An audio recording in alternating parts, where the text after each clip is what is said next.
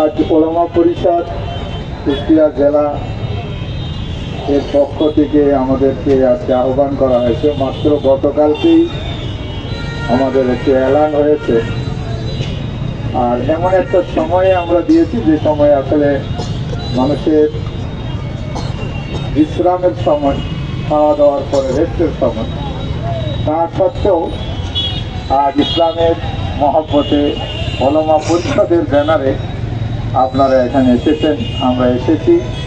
খুবই সংক্ষিপ্ত আকারে আমাদের কথা হলো, আমাদের জন্মই হলো বাতিলের মোকাবেলা করে আমাদের সৃষ্টি এবং জন্ম।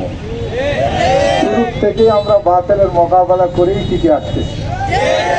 এই জন্য যে কোনো বাতিল বাংলাদেশের মধ্যে যে কোনো রাজনীতির নামে হোক, কোনো সংগঠনের নামে হোক, কোনো ধর্মীয় সংগঠনের নামে হোক, যদি ইসলাম আমার দেশ এবং স্বাধীনতা সার্বভৌমত্বের বিরুদ্ধে যদি হুমকি হয়ে দাঁড়ায়, তাহলে আমরা তাদের বিরুদ্ধে সীসা ঢালা প্রাচীরের ন্যায় বুক পেতে দিয়ে তাদের মোকাবেলার জন্য তৈরি থাকতে হবে।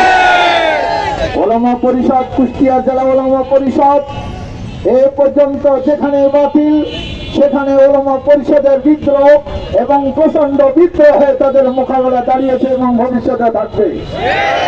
আজ কোন লম্বা আলোচনা নয়, এই ইসকন হিন্দুত্ববাদী এই জঙ্গি সংগঠন তারা ধর্মের আড়ালে আজ আমাদের বাংলাদেশের মুসলমান এবং ওলামায়ে কেরামকে, ইতিমধ্যে আমার দেশের মুসলমান সন্তানকে, একজন আইনজীবীকে তারা প্রকাশ্যে কুপিয়ে হত্যা করেছে।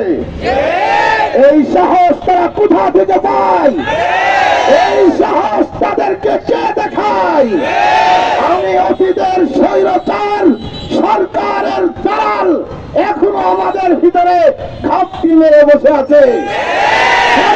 মধ্যে থাকলেও তাদেরকে টেনে বের করতে হবে।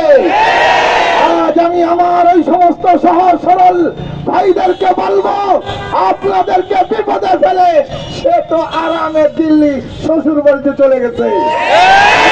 কেন তখন থেকে শোনো নির্দেশনা শুনে আমার দেশকে, এই বাংলাদেশকে, শান্তিময় একটা দেশকে অস্থিতিশীল কেন করছেন? খবরদার, এরকম দুঃসাহস যদি দেখাতে থাকেন। আমরা শুনেছি আপনারা নাকি আমাদের কিছু ওলামায়ে কেরামের লিস্টও করেছেন, সামনে নাকি টার্গেট বানিয়েছেন।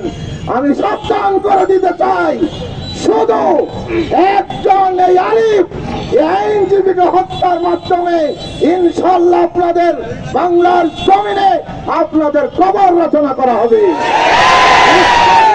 কোন নাম বাংলার জমিনে থাকতে পারবে না। এই জন্য আমরা হিন্দু ভাই যারা আছি তাদেরকে আমরা বলবো, আপনারা তাদের ফাঁদে পা দিয়েন না, আপনারা তাদের পাঠার বলির পাঠা হয়েন না। আপনারা শান্তিতে আছেন, আমি চ্যালেঞ্জ দিয়ে বলতে পারি, আপনারা বাংলাদেশের মধ্যে যারা আছেন আপনারা তো মনে করবেন ভারতের তুলনায় আমাদের মুসলমান ভাইয়েরা যে কষ্টে আছে তার তুলনায় আপনারা বাংলাদেশে স্বর্গে আছেন। আমরা কোনদিন আপনাদের কোনদিন প্রতিবাদ করি, আফসোস আপনার মধ্যে আমরা পাহারাদারি করেছি। আপনাদের সুরক্ষার জন্য রাতের পর রাত আমরা জাগ্রত থেকেছি, আপনাদের উপর কেউ যাতে হামলা করতে না পারে সেজন্য আমাদের রাজ্যের ওলামা পরিষদ কুষ্টিয়া শহর সহ প্রত্যন্ত অঞ্চলে ওলামা পরিষদ পাহারাদারি বসিয়েছে। অত্যন্ত দুঃখের বিষয়, এত আদর এত যত্ন দুধ কলা পুষে যে আমরা কি নাগিনী আর নাক পুষতেছি, শত্রু পুষতেছি? যদি আমাদের এই ধারণা এসে যায় তখন কিন্তু আমরা অ্যাকশন নিতে বাধ্য হব। জানি একটা কথা, নগদ আমাদের অ্যাকশন শুরু হবে। আপনারা কেউ শ্যামলী পরিবহনে আপনারা যাত্রা করবেন না। এই শ্যামলী পরিবহনের মালিক এই হিন্দু ইসকনের অন্যতম সদস্য এবং চাঁদাদাতা এবং তারা বুনিয়াদী সদস্য। এই জন্য আগামী থেকে আপনারা কোন শ্যামলী পরিবহনের সদস্য বা শ্যামলী পরিবহনের কোন টিকিট আপনারা কাটবেন না।